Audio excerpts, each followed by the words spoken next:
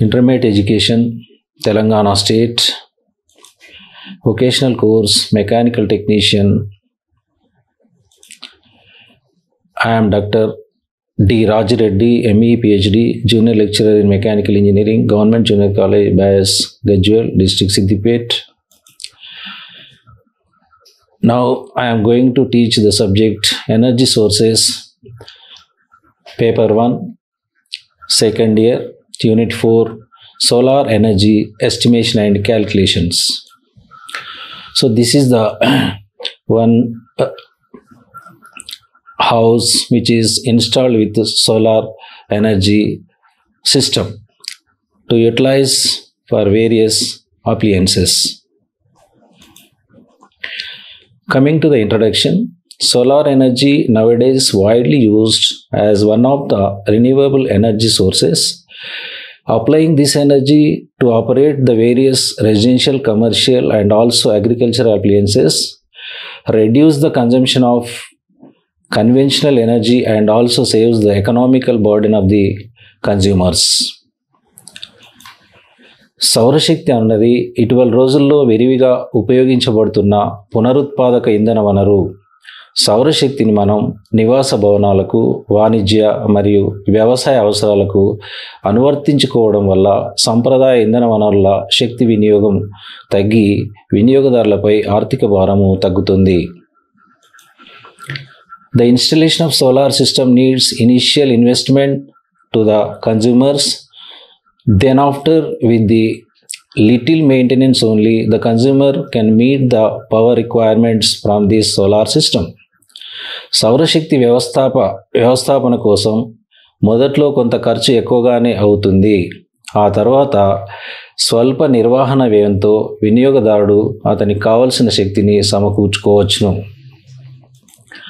Solar energy estimation and calculations depends on the number of hours the sunlight available in a day, the need of various appliances used per day. Accordingly, the suitable solar system can be installed. సౌరశక్తి వినియోగం అంచనా మరియు లెక్కింపు రోజులో సౌరకాంతి అందుబాటులో ఉండే గంటలు, మనం ఉపయోగించే వివిధ రకాల ఉపకరణాల సంఖ్యను బట్టి సరిపడే సోలార్ వ్యవస్థని స్థాపించుకోవాలి. Now this unit is divided into different parts.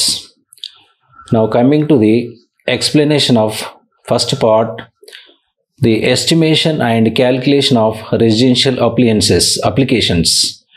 నివాస భవనాల్లో అనువర్తనాలకు అంచనా మరియు లెక్కింపు.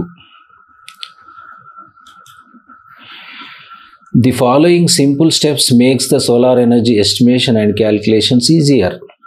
ఈ క్రింది సాధారణ క్రమముల ద్వారా సౌరశక్తి అంచనా మరియు లెక్కింపును సులభంగా చేయవచ్చు. So this is the table given for various solar appliances that we install in an house, like tube lights 20 watts, 3 quantities used for 6 hours, like that total watt hours is 360, like that fans, TV, refrigerator, home AC, domestic water pump, etc. Like this. Each equipment will have the different watts and different number of quantity and different number of hours we use, and total watt hours is also given here. Now this is the total watts of all the appliances 1500 and total watt hours of all the appliances 9720 in a day. Now coming to the step 1, calculate the total load. From the above load table, the total daily power consumption is, as we have seen, that it is 9720 watt hours. పై టేబుల్లో రోజుకు మొత్తం శక్తి వినియోగం 9720 what hours అని లెక్కించడం జరిగింది. Next step 2, sizing the PV module. PV module size. The solar PV system is made up of many components such as charge controller, inverter, batteries, all are connected by wire. the inverter or charge controller is only 80% efficient. The battery efficiency is 85% battery bank and 3% wire losses.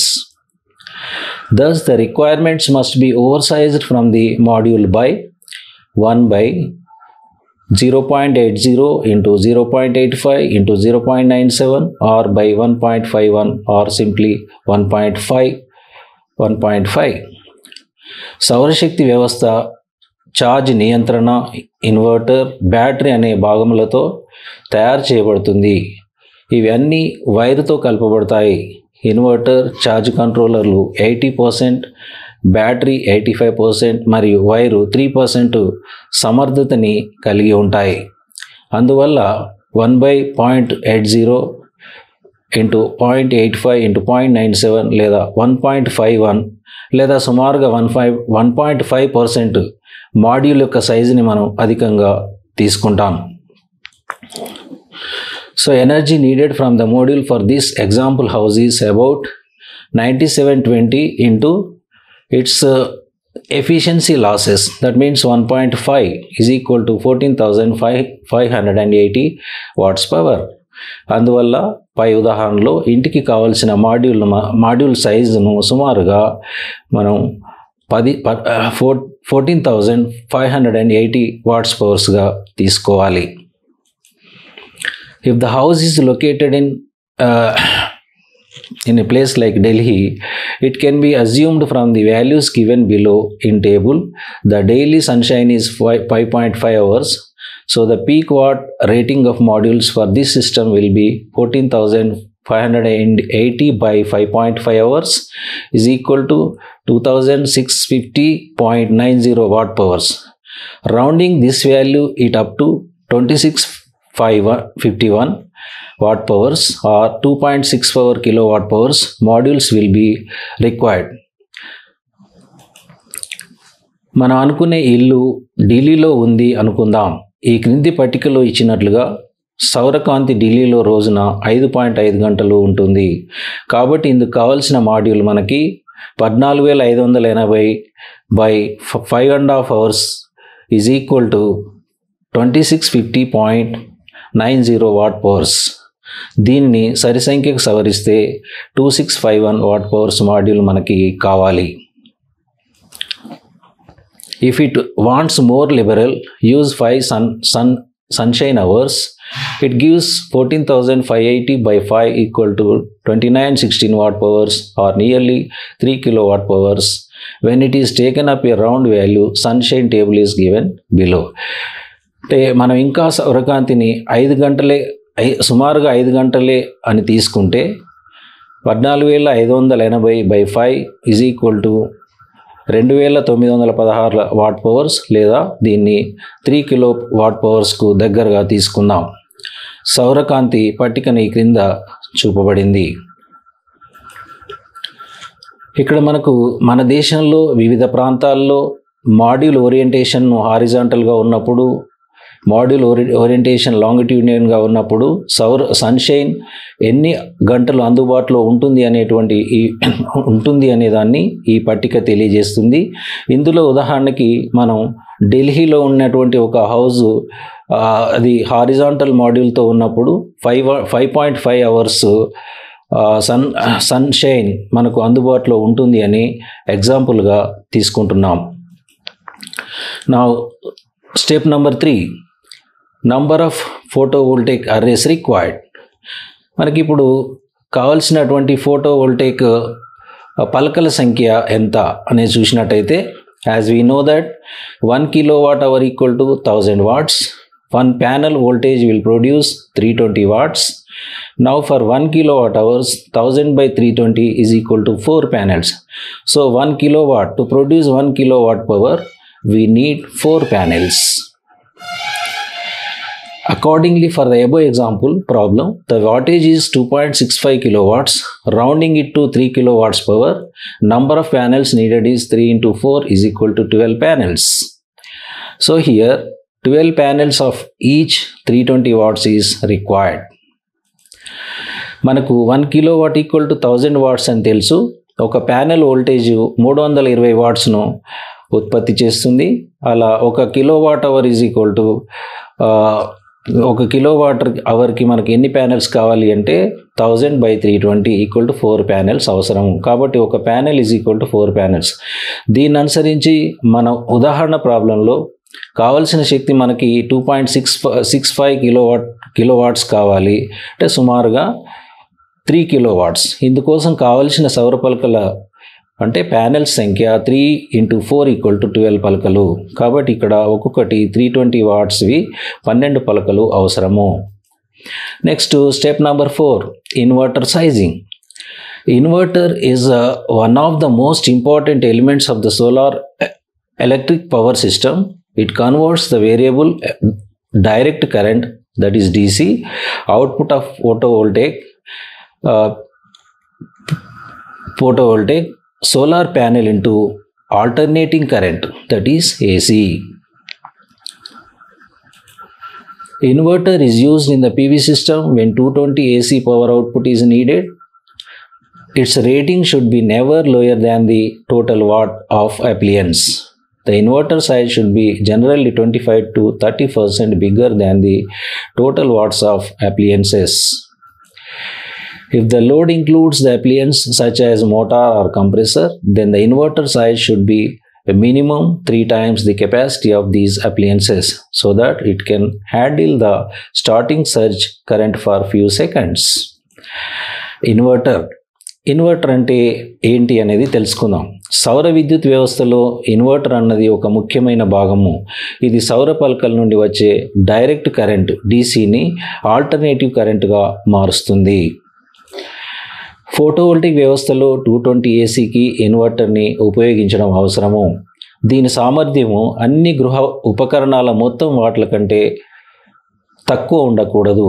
Inverter size సాధారణంగా 25 నుంచి 35% మొత్తం వాట్ల కంటే ఎక్కువగా ఉండాలి.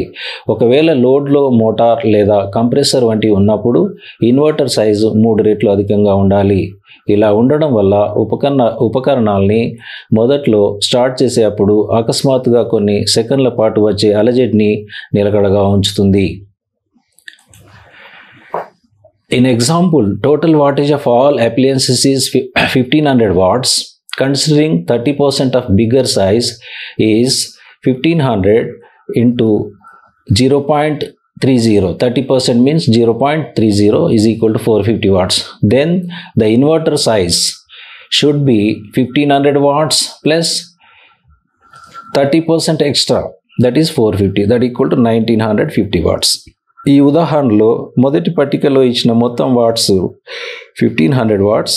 దీనికి 30% సైజుని అధికంగా తీసుకుంటే 1500 ఇంటూ 0.30 ఈక్వల్ టు 450 వాట్స్. అప్పుడు inverter size 1500 plus 450 equal to 1950 watts. Next step 5, battery sizing. Battery size. Solar batteries work by storing energy produced by solar panels for later use. అంటే సౌర పలకల ద్వారా వచ్చే విద్యుత్తుని నిల్వ ఉంచి తర్వాత ఉపయోగించుకోవడానికి బ్యాటరీలు ఉపయోగపడతాయి. అంటే సోలార్ పలకల ద్వారా వచ్చే విద్యుత్ శక్తిని అంతా కూడా మనం ఉపయోగించుకోలేము. అలా అధికంగా ఉత్పత్తి అయినటువంటి విద్యుత్ శక్తిని మనం బ్యాటరీలలో నిల్వ ఉంచుకోవాలి. ఇలా బ్యాటరీలలో నిల్వ ఉంచుకున్న శక్తి సౌరశక్తి అందుబాటులో లేని సమయంలో మనం విద్యుత్ శక్తిగా ఉపయోగించుకోవడం కోసం ఉపయోగపడుతుంది. In the absence of sunshine or solar energy, batteries will supply energy. Not all the energy generated by the panels will be stored in the batteries. Some part of the daytime load power will directly receive from the panels through the inverter. What is not consumed will be diverted to the batteries. సౌరకాంతి అందుబాటులో లేనప్పుడు బ్యాటరీలు విద్యుత్ శక్తిని అందిస్తాయి. సౌరశక్తి పలకలు ఉత్పత్తి చేసే విద్యుత్ శక్తి అంతా కూడా బ్యాటరీలలో నిల్వ ఉండదు. రోజులో కొంత భాగం సౌరశక్తి నేరుగా ఉపకరణాలకు ఇన్వర్టర్ ద్వారా అందించబడుతుంది. అలా వినియోగించబడకుండా మిగిలి ఉన్న విద్యుత్ మాత్రమే బ్యాటరీలో నిల్వ ఉంచడానికి మళ్లించబడుతుంది.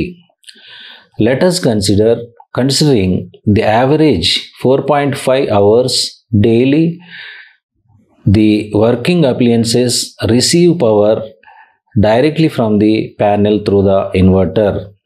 గృహ ఉపకరణాలు సరాసరిగా రోజు 5.5 గంటలు సౌర పలకల నుండి ఇన్వర్టర్ ద్వారా నేరుగా సౌరకాంతిని పొందుతుంది అనుకుందాం.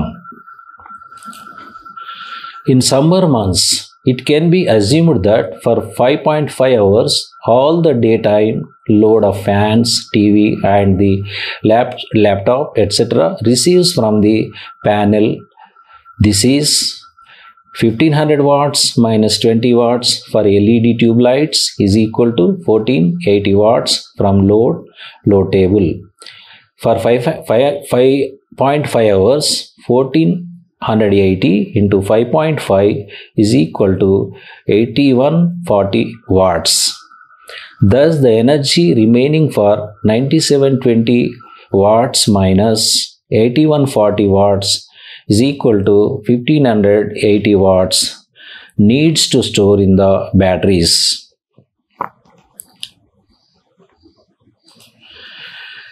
వేసవి నెలలో రోజులో 5.5 గంటలు లభించే సౌరశక్తిని ఫ్యాన్లు, టీవీలు, ల్యాప్టాప్ మొదలైనటువంటివి నేరుగా సౌర పలకల నుండి విద్యుత్ శక్తిని పొందుతాయి.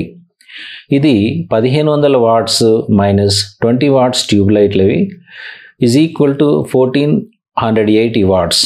అంటే ఇది మనం లోడ్ టేబుల్ నుంచి తీసుకోవడం జరిగింది. 5.5 అవర్స్ అంటే 5.5 గంటలకు 5.5 into 1480 watts is equal to 8140 watts నేరుగా పొందుతాయి.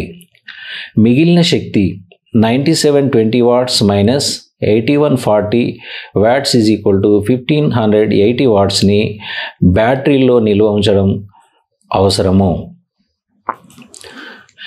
Now considering the efficiency of batteries, discharge and inverter or charge controller is 1 by 0.85 into 0.80 is equal to 1.47, or simply we can take it as a 1.5, take it as the value of 1.5.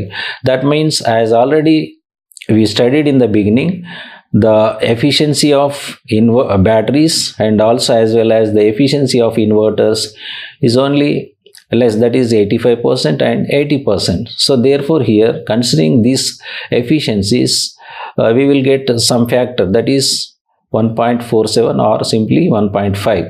Thus the storage required is 1580 into this efficiency factor, that is 1.5, is equal to 2370 watts.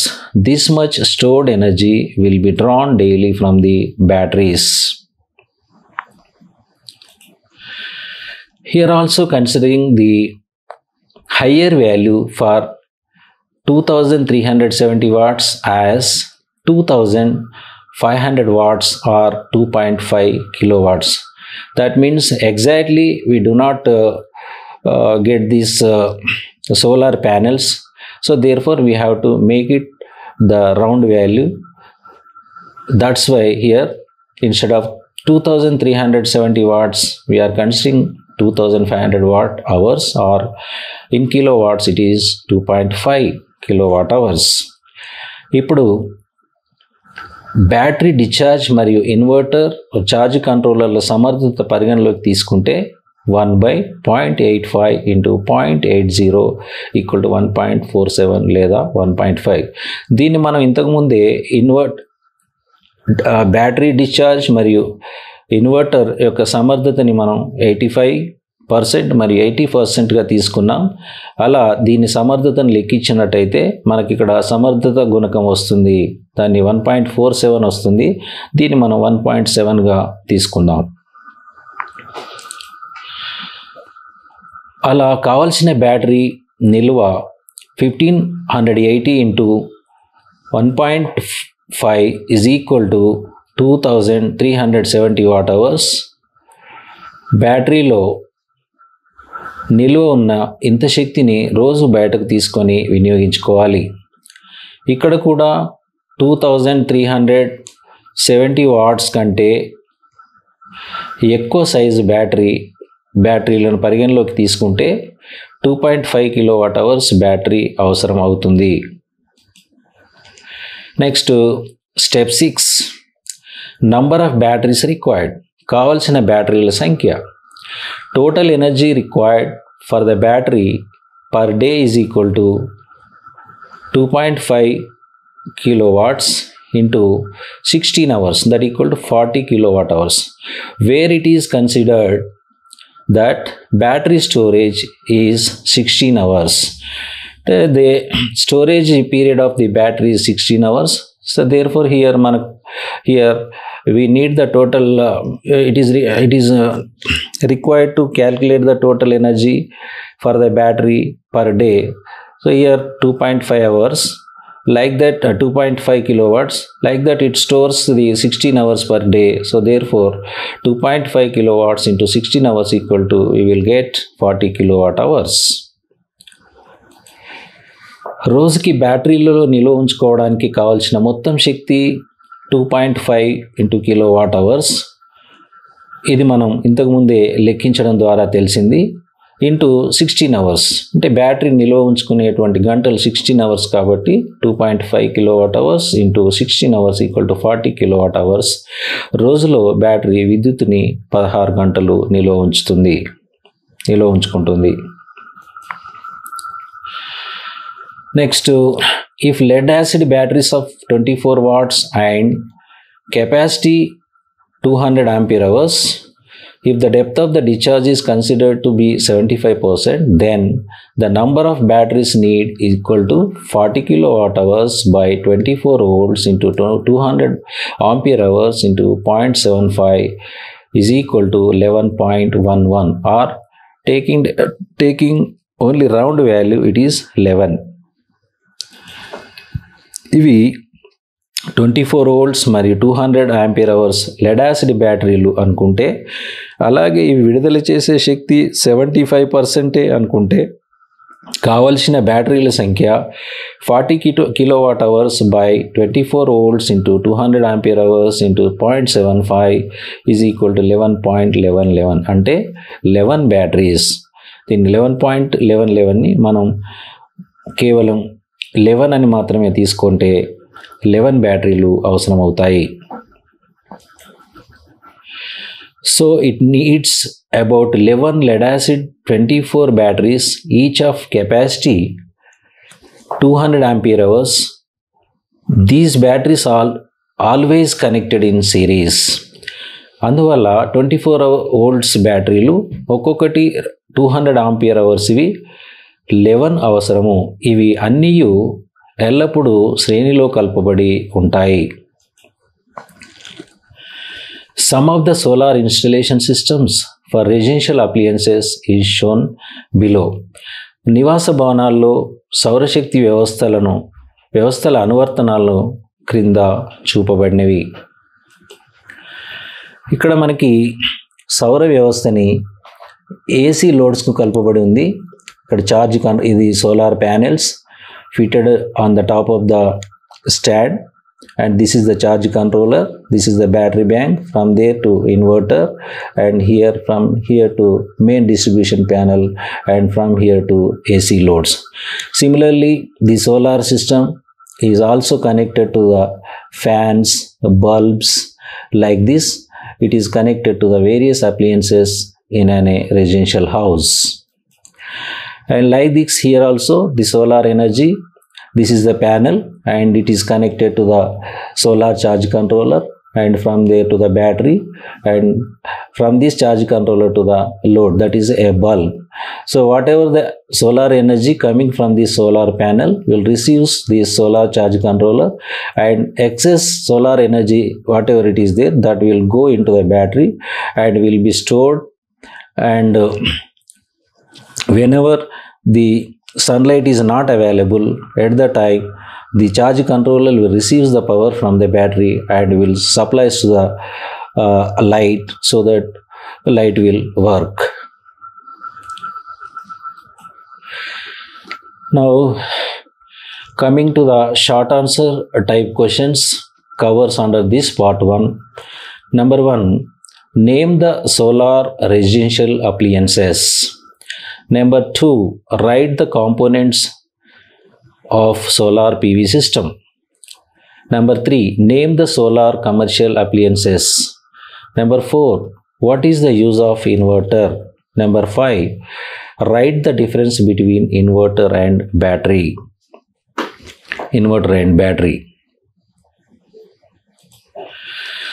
స్వల్ప సమాధాన ప్రశ్నలు.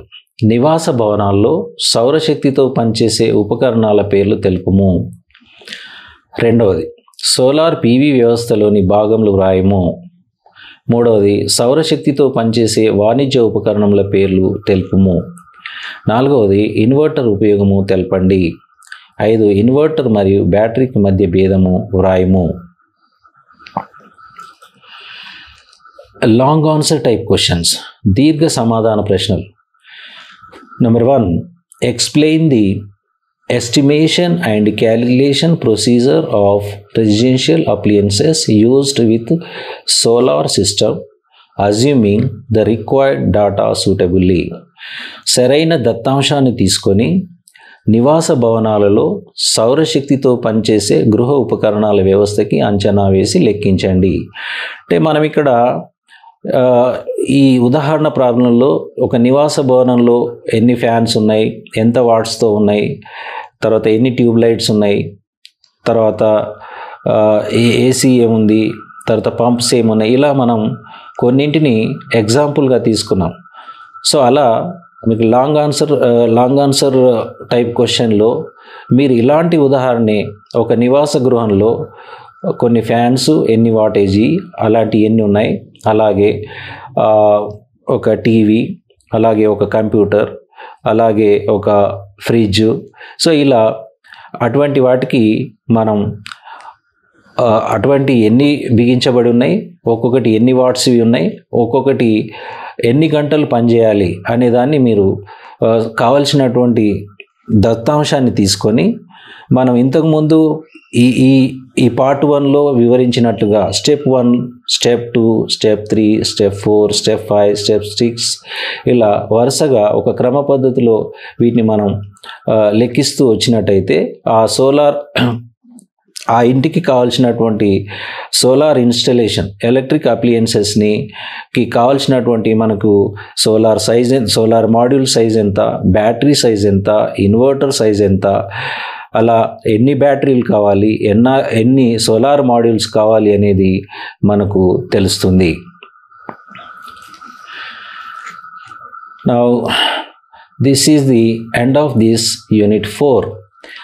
So again here with this part 1 of this unit is completed, and if you see in this one, coming to the short answers, here in the short answers it is given that the name of some of the residential appliances. That is, in the residential appliances we have considered LED bulbs, fans, tube lights, and also the home AC like fridge. Like that, there are so many electrical appliances is there that we can install in a house with solar installation system, and we can make it function. We can make the function of these solar appliances. Now thank you, and in the next class we will continue the same unit 4 with the part 2. The same unit 4 with the part 2 we will continue, and also we will, before going to that part 2, just we will also recapitulate the unit 1, what we studied, what is the meaning of inverter, what is the meaning of battery, what are the different types of solar appliances used in a house, that once again we have to find what are the steps to follow, what are the steps to follow in estimation and calculations. That's we can see in continuation of the part 2. Okay.